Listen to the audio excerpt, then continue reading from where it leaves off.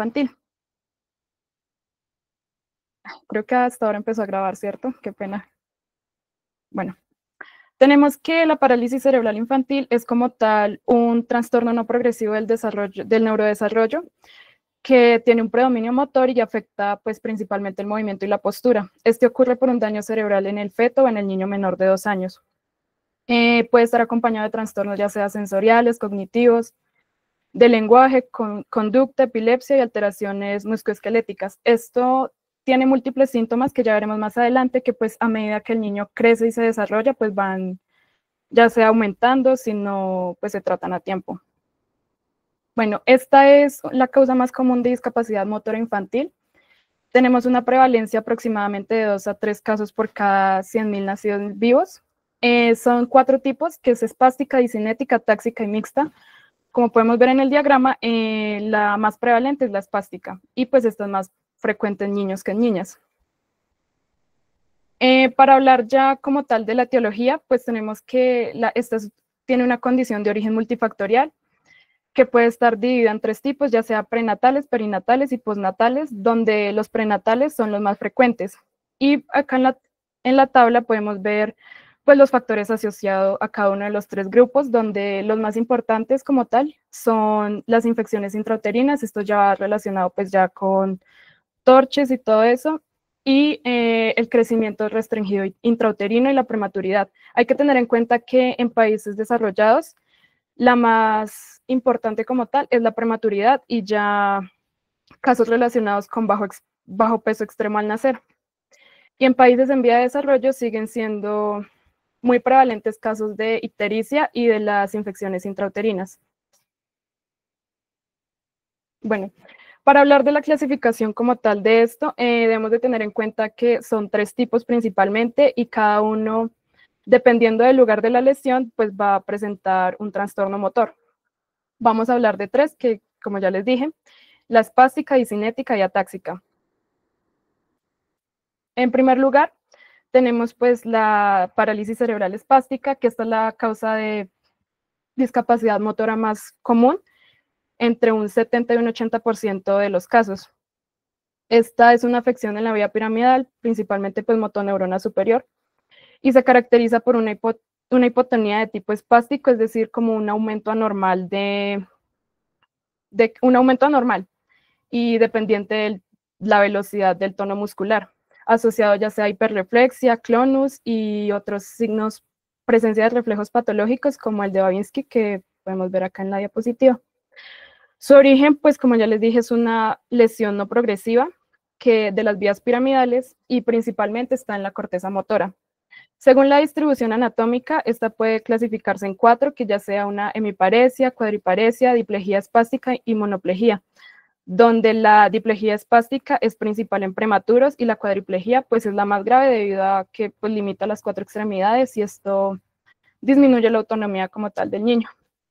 Clínicamente, además de la rigidez, es frecuente observar patrones de marcha, como vemos en las imágenes de acá abajo, ya sea marcha en tijera, equinismo y limitación de la movilidad de las articulaciones. Para evaluar este tipo de parálisis tenemos 2 escalas, que esta es la de Astor-Ward, que el problema de esta escala, bueno, esta escala es de 0 a 4, en donde se evalúa como tal la espasticidad, la resistencia al movimiento pasivo de una articulación cuando pues el niño está relajado. Esta se evalúa moviendo las articulaciones a una velocidad constante, es rápida, sencilla. Ahí podemos ver los parámetros, y pues esta se utiliza principalmente como para comparar cambios tras intervenciones farmacológicas o terapéuticas. Pero el problema de esta escala como tal es que no distingue la espasticidad pura de la contractura y rigidez. Por eso se recomienda utilizar la siguiente escala que vemos acá, que es la Tardium.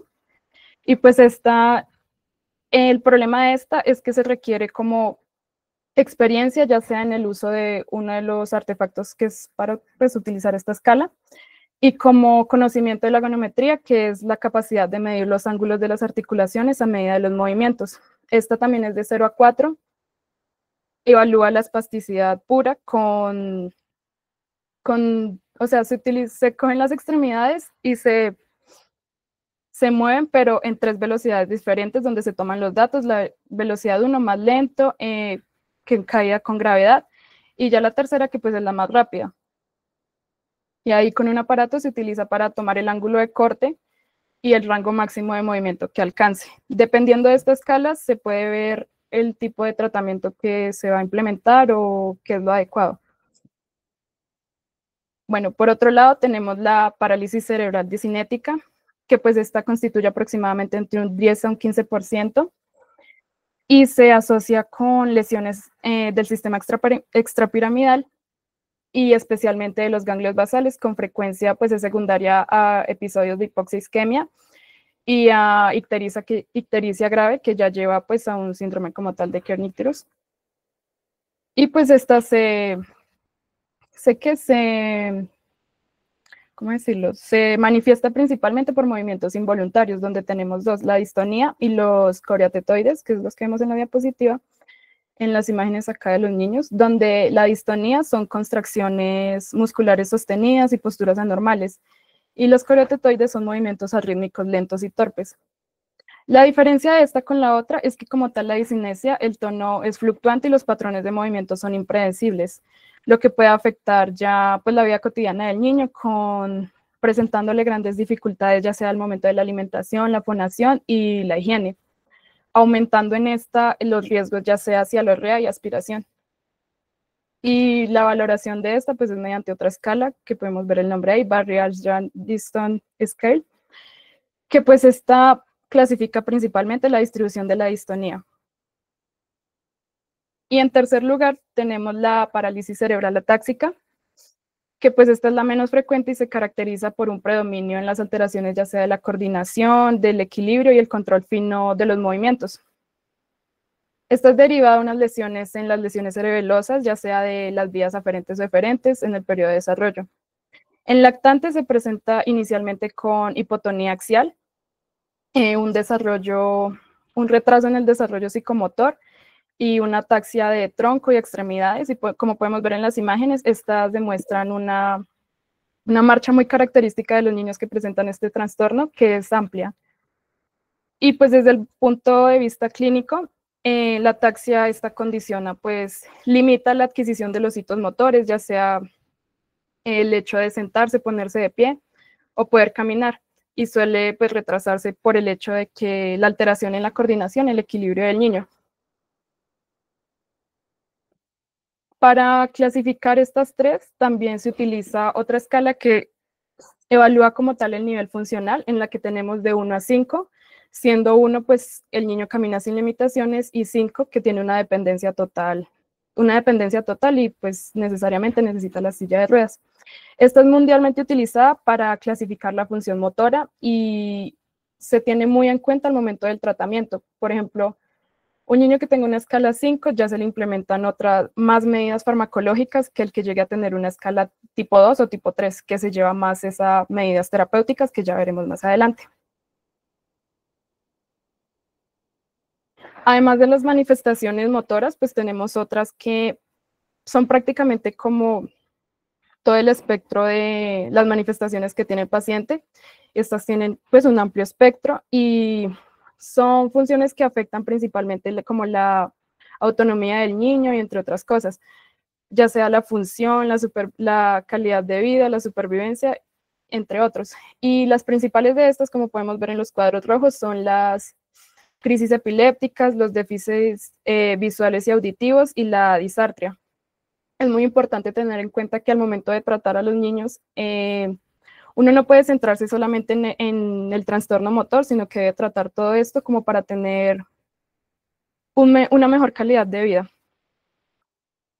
Bueno, en el diagnóstico, la Asociación Española de Pediatría lo que estipula como tal en la guía es que son 3 pilares importantes, ya sea la historia médica, que hace énfasis pues, en los factores prenatales, perinatales y postnatales que les hablé inicialmente, la observación y detección del trastorno motor que sea debido a una lesión no progresiva, pues para los diagnósticos diferenciales y entre otras cosas, y ya sea la exploración neurológica como tal, el hallazgo de reflejos patológicos, tono, postura y movimientos espontáneos.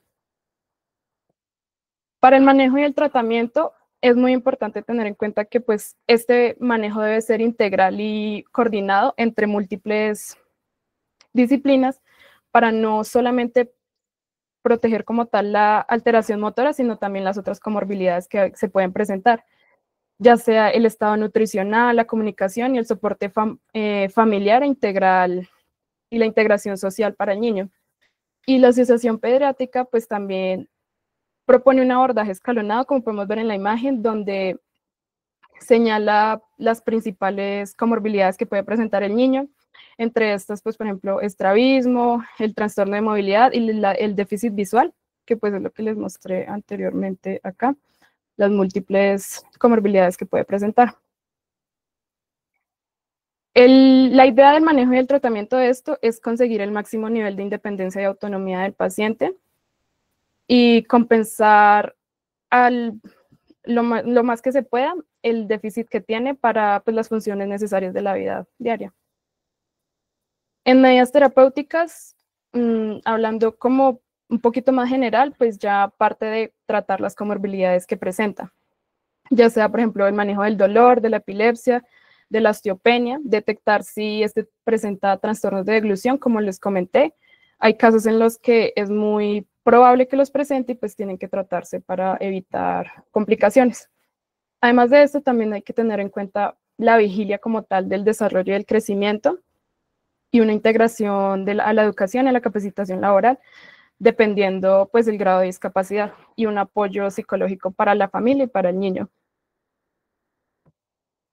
Respecto al manejo ortopédico, pues el objetivo principal de este es prevenir y tratar las deformidades musculoesqueléticas que pueden como limitar la función y provocar dolor y pues alterar la calidad de vida del paciente.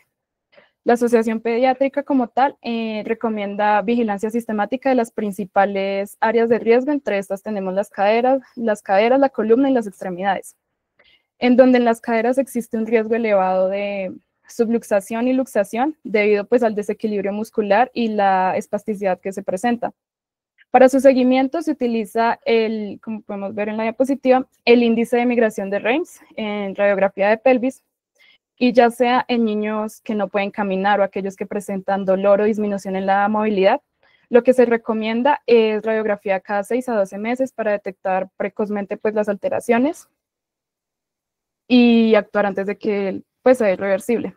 Respecto a la columna, la complicación más importante es la escoliosis progresiva y esta debe sospecharse clínicamente ante asimetrías, alteraciones posturales y confirmarse con radiografía, pero cuando ya hay signos sugestivos como tal.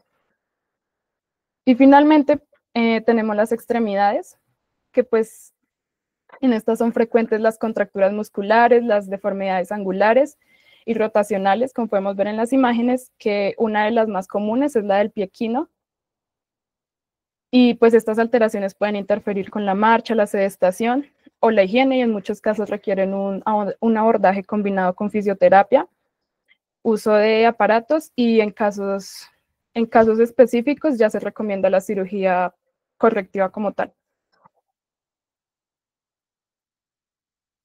Respecto a las alteraciones de tono y postura, como ya les había comentado, la terapia se divide pues en las no farmacológicas y farmacológicas, donde inicialmente en las no farmacológicas tenemos una importante que es la terapia de ojiva, que pues esta busca mantener una postura adecuada en el niño y que enderezar el cuerpo contra la gravedad. En la imagen que tenemos al frente presenta más o menos cómo es esta terapia en la que se hace presión en las articulaciones del niño para encontrar la gravedad como para que pueda pues contraerse normalmente y consiga un rango mayor de movimiento al que tenía anteriormente.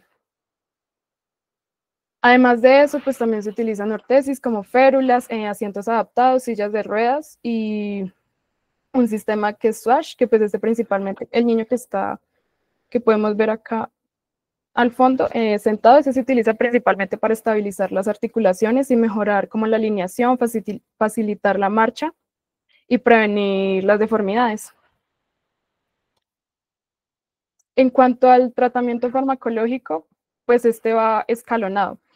Por ejemplo, cuando la espasticidad afecta a músculos específicos, se utiliza la toxina botulínica tipo 2, ya que esta pues bloquea la liberación de acetilcolina y lo que hace es provocar como una relajación temporal que facilita la rehabilitación. Ya cuando la espasticidad es más generalizada, se utilizan fármacos orales como baclofeno, perdón, diazepam y tizanida. Estos actúan prácticamente pues reduciendo el tono muscular a nivel central, aunque deben manejarse con precaución por los efectos adversos que presenta. Y ya en casos graves, especialmente en pacientes con niveles funcionales tipo 5, o sea, los que ya son totalmente dependientes de la silla de ruedas, se puede utilizar baclofeno intractal y pues se utiliza administrando en una bomba para que pueda lograr un efecto más localizado y con menos efectos adversos sistémicos. Para la selección de este tratamiento se utiliza muchísimo la escala de Astro y la que les comenté del nivel de función. Y ya, pues para finalizar, debemos de tener en cuenta que esto no es solo un diagnóstico neurológico, sino que pues va a afectar la vida del niño y la familia en todo el entorno como tal, y reconocerla rápidamente es necesario debido a sus signos y manifestaciones clínicas que pueden evolucionar si no se interviene oportunamente, limitando la condición de vida del niño y la autonomía. Y acá están las referencias. Gracias.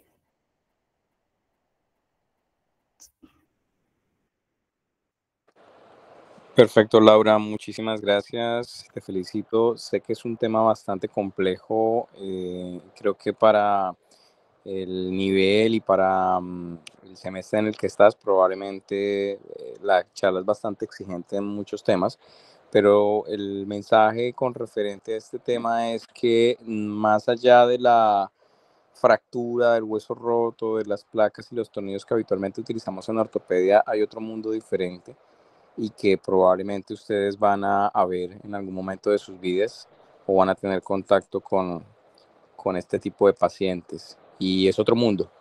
Como tú misma te pudiste dar cuenta, Laura, creo que entendiste muy bien. Es un trabajo multidisciplinario, con neuropediatría, con fisiatría.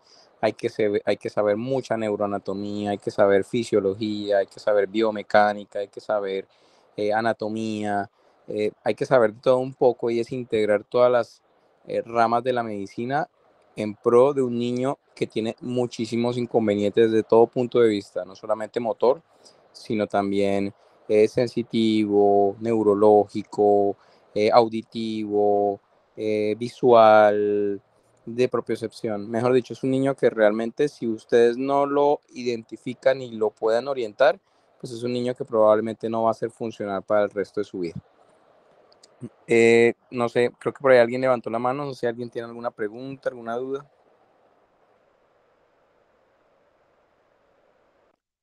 Carlos. Buenas noches. Doc, pregunta, no sé si para este tipo de pacientes sería adecuado, pues, para mejorar su calidad de vida, la utilización del método Ponseti. Gracias. Sí, el método Ponseti es un método específico para el tratamiento de muchas de los problemas que tienen los niños con parálisis cerebral, que es el pie equinovario. Entonces, lo que se hace es que se colocan unos yesos seriados, es decir, cada 8 días se cambian unos yesos para corregir una deformidad que se llama pie equinovario, que es básicamente una deformidad en los pies donde el pie está hacia adentro, hay un aducto del antepié, un varo del retropié y un cabo del medio pie. Ese piecito está totalmente torcidito y a través de unos yesos que cambiamos semanalmente vamos a ir corrigiendo esa deformidad. Eso se llama el método Ponseti y lo aplicamos en todos los pies equinosvaros, pero en especial en el pie equinovaro paralítico, que es el pie equinovaro asociado a la parálisis cerebral. Entonces los resultados han sido muy buenos, muy positivos, aunque lo que nosotros queremos a la hora de la verdad es evitar llegar a ese punto. Algo importante que tienen que saber es que el niño no nace con condiciones con parálisis cerebral, pero las enfermedades y los problemas ortopédicos de ese niño con parálisis cerebral no se ven claramente cuando se es pequeño, sino cuando el niño empieza a crecer, es cuando empieza a generarse las deformidades y los problemas.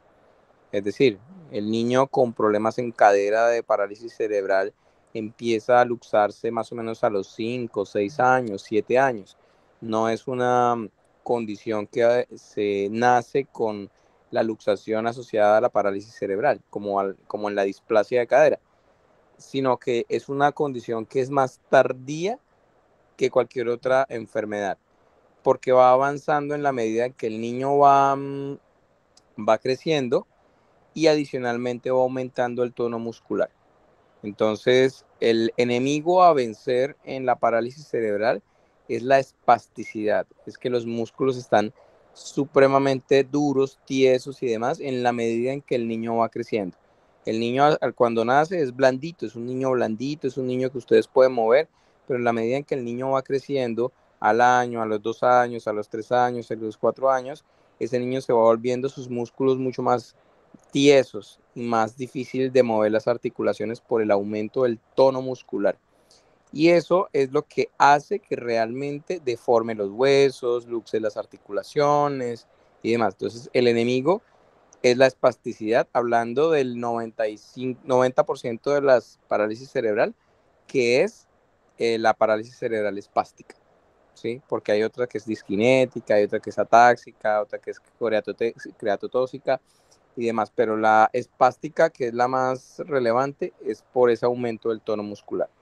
Entonces, lo importante es que ustedes puedan identificar esos pacientes desde muy temprana edad en la medida en que lo van examinando para evitar que termine en un pie equinovaro y que termine con método Ponseti.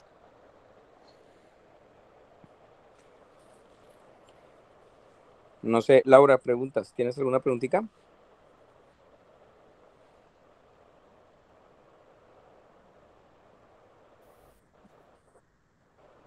Yo tenía una pregunta sobre ya el tratamiento como tal. Por ejemplo, aquí en Colombia, para los niños que ya son clasificados tipo 5 según la escala de funcionalidad, lo que estuve leyendo es que se les implementa lo de perdón, que se me olvidó el nombre.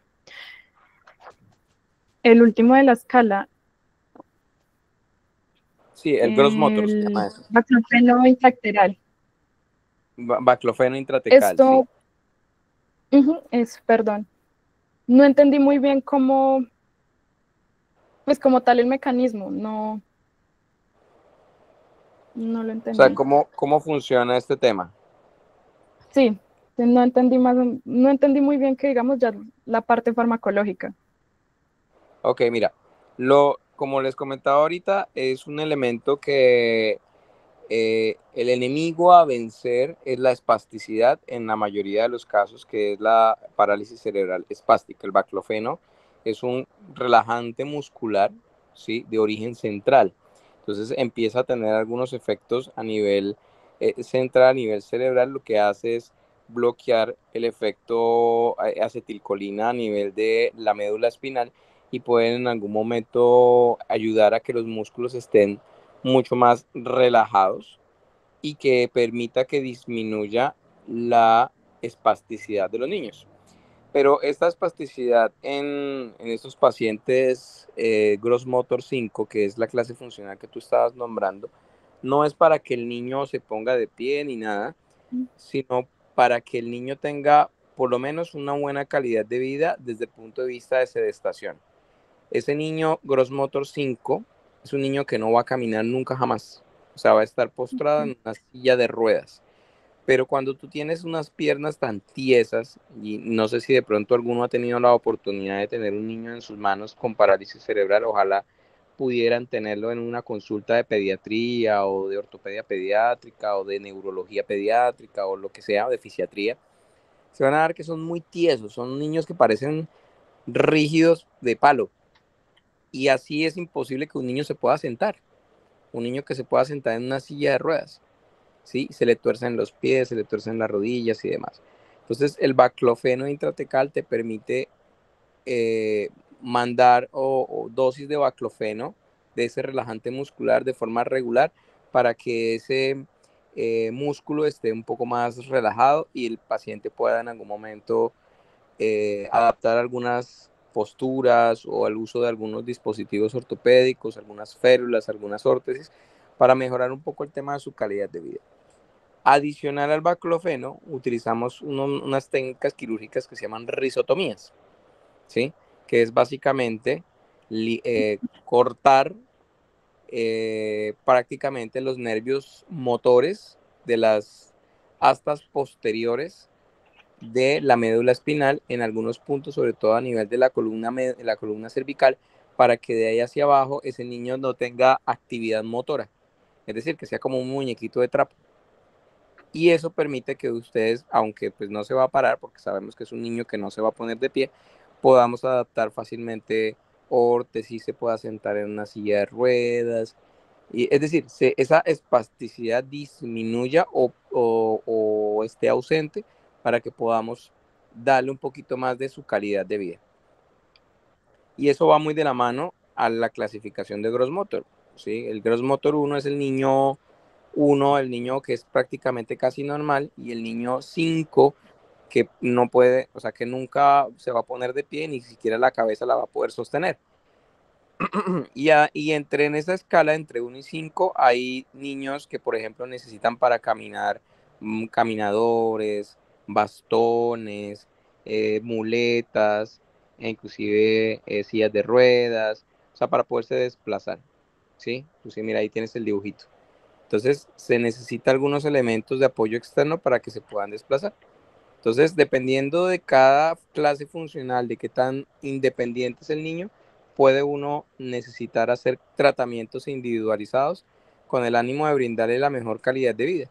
Ese niño que tú nombras Cross Motor 5, pues es un niño que nunca va a ponerse de pie, nunca, absolutamente nunca. Entonces, eh, digamos que lo que se busca con esos tratamientos con baclofeno y risotomía es que estén más blanditos para que la mamá lo pueda sentar en una sillita de ruedas, para que no le duelen las articulaciones, para que le puedan cambiar el pañal, ¿sí? Cosas como muy básicas y sencillas que le puedan generar un poquito de calidad de vida a esos niños. Sergio.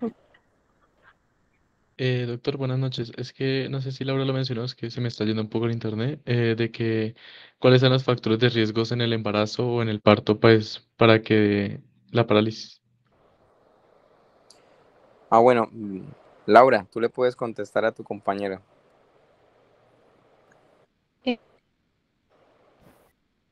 Eh, como les había dicho, esto se clasifica en prenatal, perinatal y postnatal. Aquí tengo una tabla donde, por ejemplo, lo que yo investigué es que acá en Colombia las que más predominan son las infecciones intrauterinas, pues esto ya va con torches, ya sea pues lo que sabemos, Toxoplasma gondii, citomegalovirus, entre esas, y el crecimiento restringido intrauterino. Esto ya va más relacionado como al hipoxia e isquemia y la prematuridad. También hay que tener en cuenta que hay estudios recientes en los que se mira que los niños que nacen con pues bajo peso grave, ya sea de 1500 para abajo, tienen como un 80% de probabilidades más de nacer como tal con la parálisis cerebral. También ya están los postnatales, que sean traumatismo, infecciones, ya sea pues meningitis, por ejemplo, o deshidratación grave. Pero como les dije, los principales aquí en Colombia también es la ictericia. Y la ictericia pues ya desencadena por la afección que llega a los nervios basales. Esto ya desencadenaría la disinética, que es muy prevalente acá en Colombia. Hay un eco. Ya, gracias. Perfecto, pero miren muchachos, un mensaje muy importante y creo que para eso creo que, no sé si alguno ya ha rotado por ginecología, levántenme la manito los que hayan rotado ya por gineco.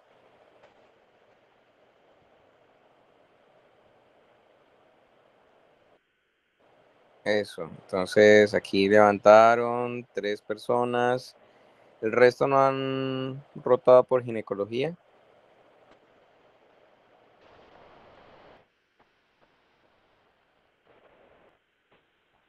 Listo, es importante que ustedes de verdad aprendan muy bien en la parte de obstetricia en su rotación y en su semestre de ginecología, porque muchos de los problemas de ese bebé cuando nace están en el momento del parto. Puede ser por prematurez o pueden haber hipoxias perinatales. Hay cosas que son generadores de una parálisis cerebral, que son inmodificables, genéticas, infecciones y demás, pero no es justo que un niño tenga una parálisis cerebral o quede con alguna secuela neurológica por un sufrimiento fetal, por errores humanos, por trabajos de partos prolongados, por sufrimientos fetales y cosas de ese estilo, porque desafortunadamente pasan. Y eso es algo que ustedes tienen que tener muy presente. Y la ginecología y la obstetricia en ese aspecto son supremamente de cuidado, ¿sí?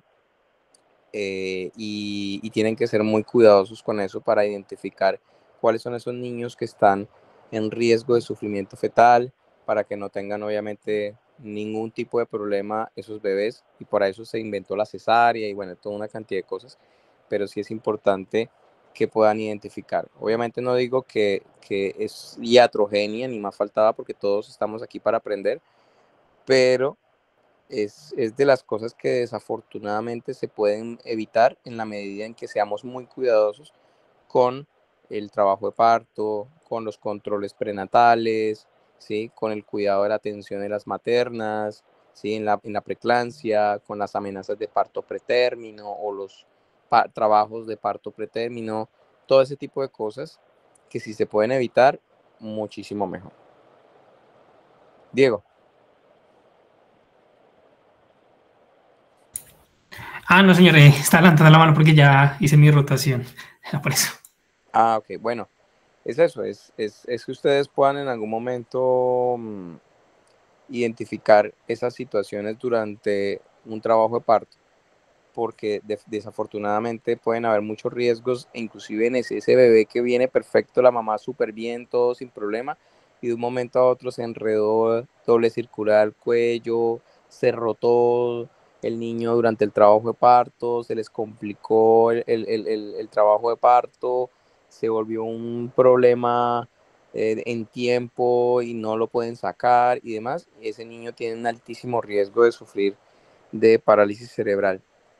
Pero existen muchos otros, inclusive el que ustedes puedan identificar, por ejemplo, la ictericia, ese niño que la mamá tiene incompatibilidad de RH de grupo, pero principalmente de RH, y que están como amarillito y todo eso.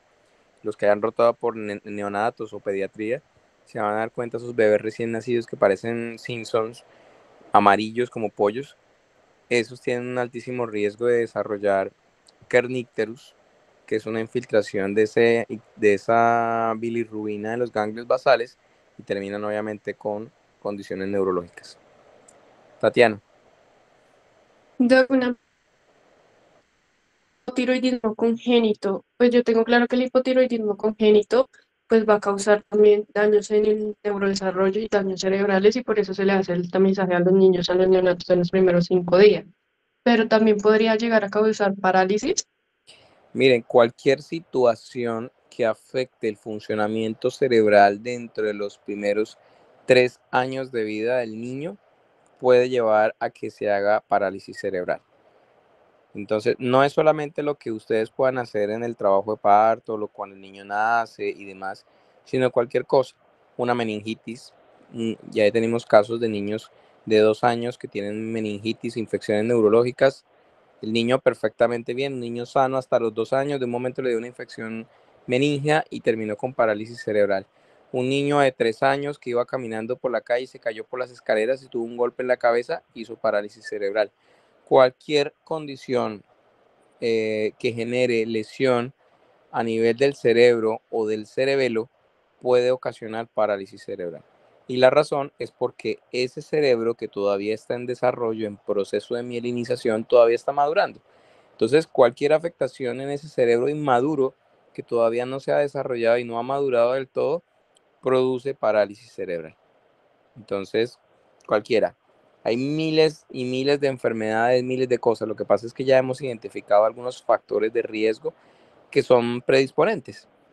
La prematurez, la hipoxia perinatal, la ictericia, algunos medicamentos que pudo estar expuesto a la mamá, la aspiración de meconio, ese niño que está meconiado, ¿sí? El parto instrumentado, eso que lo sacan a los niños con forceps, ¿sí? La asfixia, las incompatibilidades, las infecciones, todo eso produce altísimo riesgo de que desarrollen parálisis cerebral.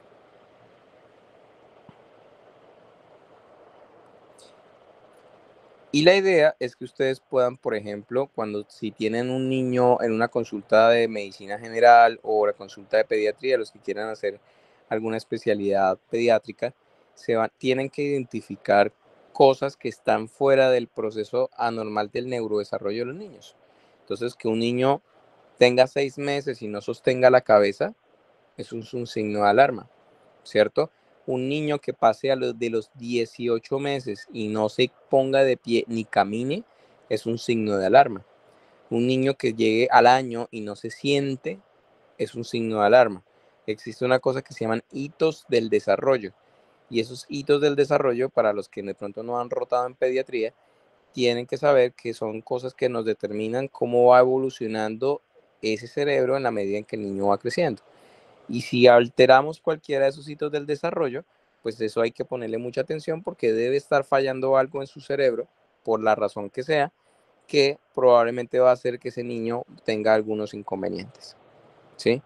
Desde el punto de vista de parálisis cerebral, yo siempre le digo a los papás, a la última persona que quieren ver, aunque eso es un trabajo multidisciplinario, es al ortopedista pediátrico, porque habitualmente a la parálisis cerebral tienen que verla el neuropediatra, el fisiatra, la fisioterapeuta, el terapeuta ocupacional, la nutricionista, el pediatra, el terapista ocupacional, el terapista del lenguaje.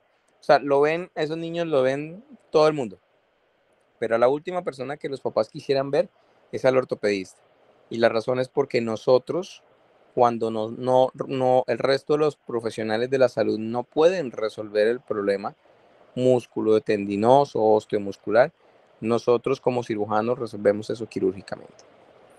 Entonces, ¿cuál es la idea? No tener que operar a esos niños, sino que ellos no tengan esos problemas como tal y que se puedan resolver de forma médica.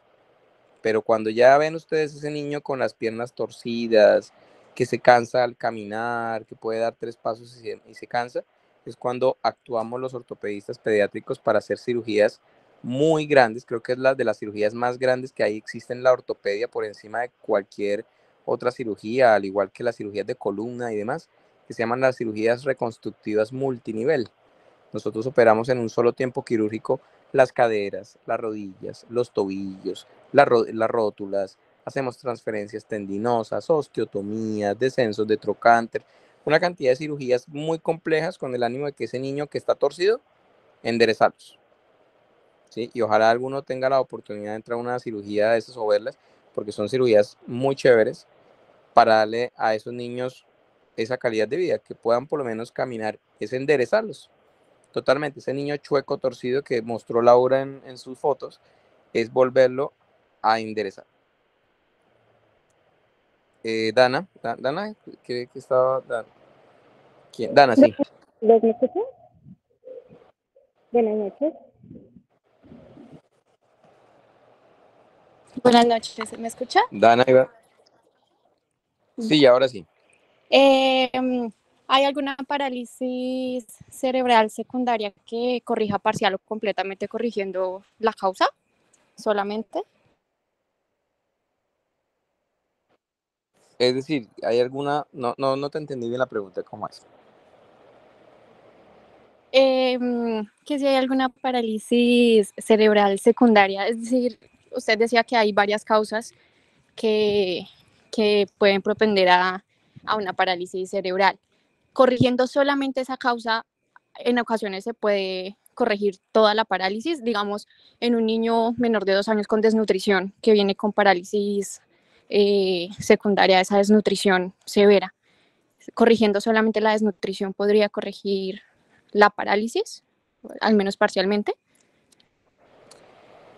Pues bueno, mira, la desnutrición como tal no es es un factor que podría en algún momento generar algo de parálisis cerebral, pero en sí no es la desnutrición per se, sino las afectaciones neurológicas asociadas a la desnutrición, probablemente desnutrición tipo kwashiorkor, que es desnutrición tipo hipoproteica, pero cuando ya se afecta al cerebro, ya hay un daño irreversible, y ese daño por lo general queda con secuelas mínimas, grandes, chiquitas o grandes, ¿sí? Pero ya por lo general hay una secuela. Creo que todos hemos visto en estos días el tema de Miguel Uribe y del disparo en la cabeza y demás.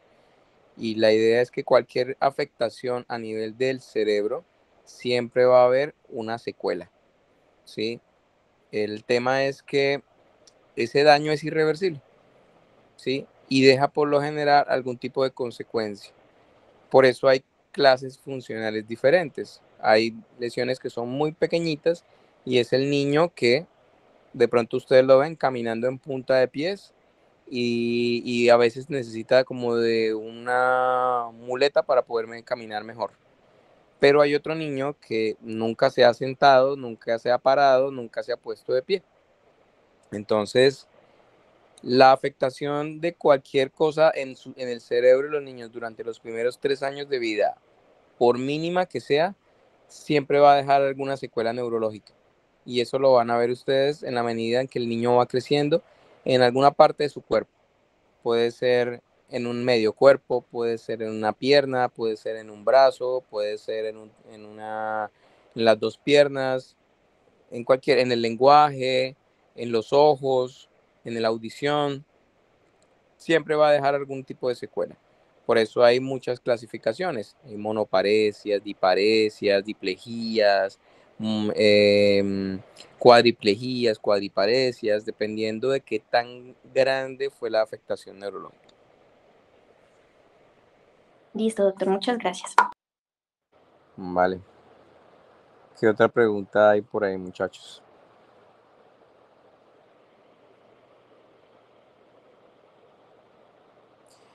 Dentro de la parálisis cerebral, eso es un universo muy, muy, muy grande y muy, muy complejo. Por eso te felicito, Laura, porque de verdad que es un tema bastante, bastante complejo y que creo que lo pudiste desglosar muy bien. Y por eso nuevamente te felicito. Es bastante exigente el tema, pero lo pudiste abordar súper bien. Hay muchas cositas que uno va aprendiendo y que van ustedes como anclando con lo que van viendo en sus especialidades. Van viendo algo de neurología, recuerdan un poco de la neuroanatomía del segundo semestre de la carrera, recuerdan un poco de gineco, un poco de pediatría, obviamente temas de ortopedia, ¿sí? Y eso nos permite poder, por ejemplo, saber si un niño tiene o no tiene parálisis cerebral. Hay mucha semiología dentro de la ortopedia pediátrica con los niños con parálisis cerebral. Hay muchas pruebas, por ejemplo, ahí está el test de Silverskewt para mirar si hay retracción de los tríceps urales, de las pantorrillas, de los gemelos, ¿sí? Que hace que los niños caminen en la punta de los pies. ¿Sí? Hay una prueba, pues, si quieren la pueden buscar, se llama Silverskewt. Hay signo de Thomas, signos de Phelps, hay Fallen-Dixon, hay mucha semiología dentro del examen físico del niño con parálisis cerebral. Por eso es un tema tan importante para que ustedes integren todas esas pruebas semiológicas que habitualmente uno las aprende en quinto semestre en semiología y las aplica en el contexto de un niño con un problema cerebral con una afectación osteomuscular, ¿sí? Veo obviamente muchas radiografías, porque ustedes van a ver radiografías de caderas afectadas, se pueden luxar las caderas, se pueden torcer los pies, hacen pie equinovaro, hacen alteraciones de la marcha. Ya hablamos un poco acerca del ciclo de la marcha en los temas anteriores. Entonces, es integrar muchas cosas de la medicina en un tema muy grande que por esa misma razón debe ser valorado por muchos especialistas. Todos los fisiatras, fisioterapeutas, pediatras, neuropediatras, ortopedistas, y todos los terapeutas deben ver un niño con parálisis cerebral para por lo menos brindarle una mejor calidad de vida, y eso es una cosa súper importante. Cuando roten por pediatría, siempre tengan un cuadrito, que eso inclusive lo pueden conseguir en internet, de los hitos del desarrollo. Cuándo es normal que el niño sostenga la cabeza, cuándo es normal que un niño se ponga de pie, cuándo es normal que se empiece a sentarse, ¿sí? Cuándo es normal que el niño empiece a saltar, ¿cierto? Ese tipo de cosas, por ponerles unos ejemplos cortos, tienen que saber hasta qué punto es normal y hasta qué punto es anormal, para que ustedes puedan decir, ojo, este niño no se ha sentado y ya tiene 1 año, hay algo mal, vamos a mandarle a neuropediatra, vamos a hacerle una resonancia, vamos a estudiarlo, vamos a indagar un poquito más, ¿cierto? Y eso nos va a servir. Y ya desde el punto de vista ortopédico, que es lo que nos compete a todos, porque no todos nos gusta la ortopedia, pues sí poder identificar los problemas ortopédicos en la medida en que va pasando el tiempo. Tomamos radiografías de cadera, radiografías de columna, la columna se tuerce, entonces saber ustedes qué es una escoliosis, qué es una displasia de cadera paralítica, qué es un pie equinovaro, cómo camina un niño con parálisis cerebral, la marcha en tijera, la marcha agazapada, que es como con las rodillas flexionadas, la marcha en punta de pies o en equino, ¿sí? La marcha en stepage.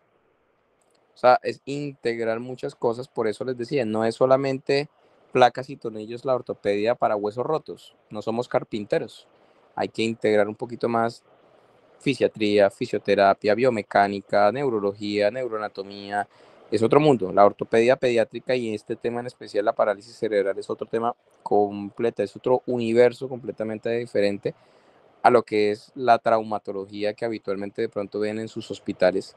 Como se rompió el fémur, póngale un clavo.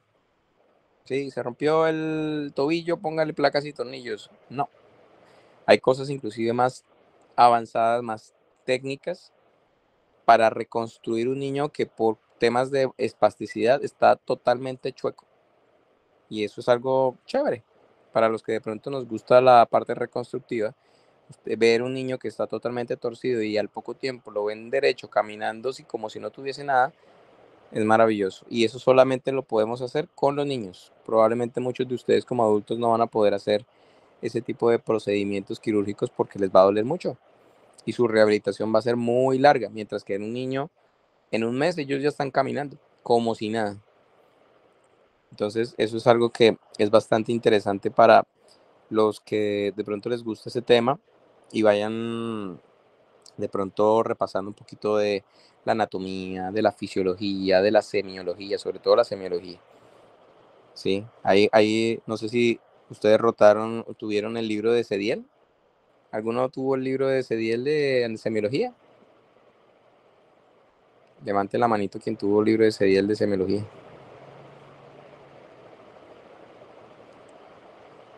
¿No? ¿Qué libro estudiaban de semiología? Laura, ¿qué libro estudiabas tú? Nosotros sí también llegamos a utilizar el de Cediel. Eso. Ahí. Ese es el libro base que la mayoría de todos le estudiamos de semiología en quinto semestre. O por lo menos yo la vi en quinto. Y ahí está todo. La semiología respiratoria, la semiología pulmonar, la semiología... Y había un capítulo de semiología osteomuscular. Y si ustedes revisan, hay todas las pruebas, sobre todo de miembros inferiores. Silverskewed, Eli Duncan, Thomas, Phelps, Fallen Dixon, sí, todas hay una cantidad de semiología muy rica, muy interesante para este tema. ¿Qué otra pregunta tienen, muchachos?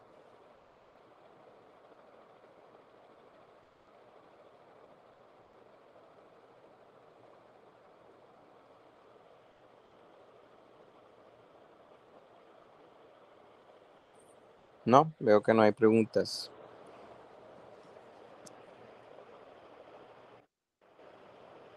William. Sí, Doc, disculpe. Yo, o sea, tengo una duda. Yo soy de un semestre pues un poco más bajo, soy bastante nuevo en esto, pero tengo un caso de, de una conocida. Es una niña de 6 años que tiene parálisis cerebral y microcefalia. eh, y hace poco ella estaba con el tratamiento de la toxina botulínica, pero la revisaron. El doctor que la revisó dijo que ella estaba, em, ¿cómo es que se dice? Bueno, conformando como básicamente que ya no le hacía tanto efecto. Lo que pasa es que, digamos, también tenía otras contraindicaciones, digamos, la niña tenía como avances al habla, porque ella no habla, ya tiene 5 años y no, ni siquiera balbucea bien. Ujú. Y no sé, como que el doctor está a punto de quitarle el Botox, pero los terapeutas dicen que sí, que no es buena idea porque el proceso que se está llevando con ella era muy bueno, pero desde que se lo quitaron ha vuelto a la espasticidad y eso. Pues no sé, me gustaría de pronto escuchar una opinión. Dale, William, sí, perfecto. Pues bueno, la toxina botulínica, al igual que otros tratamientos que hablaba Laura ahorita, con referente al baclofeno, por ejemplo, es tratar de disminuir la espasticidad. Y básicamente la toxina botulínica, eso es bloquear los receptores de acetilcolina de la placa neuromuscular, lo que hace que activa la contracción muscular. Entonces, básicamente la toxina lo que hace es ayudar a mejorar esa espasticidad, pero es una espasticidad que es localizada en algunos puntos específicos porque se inyecta en el músculo. Entonces aplicamos en la pierna, lo aplicamos en la cadera, lo aplicamos en el brazo, ¿sí? Diferente al baclofeno intratecal, donde hace efecto en todo el cuerpo porque es intratecal. Entonces, la toxina tiene un límite. A veces nuestro cuerpo puede producir efectos de resistencia a la toxina botulínica. Por eso siempre la toxina botulínica se tiene que determinar en algunos pacientes muy puntuales el beneficio. Es decir, hay que identificar ese paciente que realmente amerita la aplicación de la toxina botulínica y que va a haber un beneficio por la toxina botulínica y saber en qué músculo es realmente viable aplicar la toxina. Entonces, eso es una buena opción. Pero solamente la toxina es una coadyuvante. El pilar fundamental y el tratamiento para vencer la espasticidad es la neurorehabilitación, es decir, la fisioterapia. En la medida en que un músculo y una articulación se mueva de forma regular, vencemos la espasticidad. Pero a veces llega un punto en que la espasticidad es tan fuerte que necesitamos una ayuda. Entonces, por eso utilizamos la toxina botulínica. Pero digamos que hay indicaciones específicas para el uso y pues el uso prolongado tampoco es bueno. En teoría solamente debemos aplicarlos un par de veces para ayudar a mejorar la espasticidad y el sostenimiento de la espasticidad que se ganó con la toxina se debe hacer o se debe mantener con la fisioterapia y el uso de algunas órtesis, unas férulas que lo que hacen es evitar que se vuelva a deformar la extremidad por la misma espasticidad. Entonces, por eso no se hace un abuso de la toxina, sino solamente como una medida coadyuvante hasta el punto en que podamos ir como que reblandeciendo un poco los músculos para evitar que se sigan deformando las extremidades y las articulaciones. Muchas gracias. Vale, William. Sí, inclusive la parte quirúrgica de la parálisis cerebral es muy interesante porque existe inclusive para los niños que caminan, hay un examen que nosotros solicitamos que se llama un laboratorio computarizado de la marcha. El laboratorio computarizado de la marcha es poner a un niño a caminar sobre una banda con unos sensores. Esos sensores, a través de unas cámaras, empiezan a determinar la cinética y la cinemática de los niños, ¿sí? Entonces hay un software, hay un programa de computador que sensa cómo se mueven las articulaciones, qué tanto consumo de energía tienen, qué tanto de los músculos se activan o no se activan, y eso indica básicamente cuáles son los principales problemas de los niños. Eso se llama un estudio computarizado a la marcha o un laboratorio computarizado a la marcha. Y eso es en estos momentos la panacea en cuanto a estudios de niños con parálisis cerebral, porque nos permiten poder identificar individualizadamente cuáles son los problemas de cada niño y cómo se debe corregir. Si es solamente la pierna derecha, si es la pierna izquierda, si son las dos piernas, si es la pierna, si es la rodilla, si es la cadera, si es hay un problema torsional, si hay un problema genuaro o genualgo. Mejor dicho, ahí nos identifica mucho utilizando la tecnología para poder identificar, y cada vez que se hace ese laboratorio, pues uno pueda saber qué operar. Entonces uno hace cirugías, corta huesos, endereza tobillos, endereza piernas, baja rótulas, hace transferencias de tendinosas, saca un tendón y la pasa para otro lado, ¿sí? Se hacen alargamientos tendinosos, o sea, hacen muchas técnicas quirúrgicas con el ánimo de mejorar la cinética y la cinemática de los niños con parálisis cerebral. Y eso permite que ellos cuando caminen no se cansen tanto, porque ese es el problema, es que ellos caminan y se agotan. Uno camina 2 cuadras, pues nada, no le pasa nada a uno. Pero un niño con parálisis cerebral camina 1 cuadra y ya la cuadra es como si hubiesen hecho la media maratón de Bogotá, cansadísimos.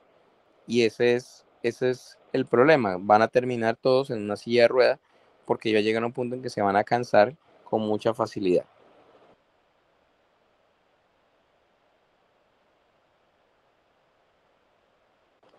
No sé si tengan alguna pregunta, alguna duda adicional. Eso es un tema muy chévere, muy apasionante. A los que les gusta, pues me dicen y yo les puedo compartir de pronto algún artículo o alguna cosa que quieran adicionalmente aprender.